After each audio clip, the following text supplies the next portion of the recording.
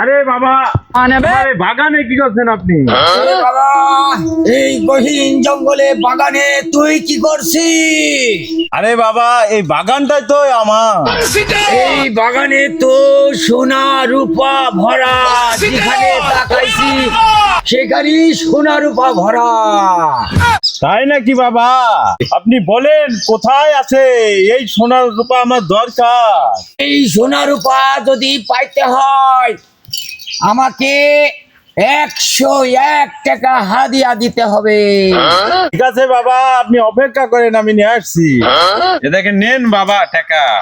কিরে আবাল, তুই আমার সাথে নাকি মস্করা করছিস? টাকা বলি তুই পাতা ধরি দিছি। আপনি বলে সব কিছু দেখতে পান, এই পাতার ভিতরে তো আছে টাকা।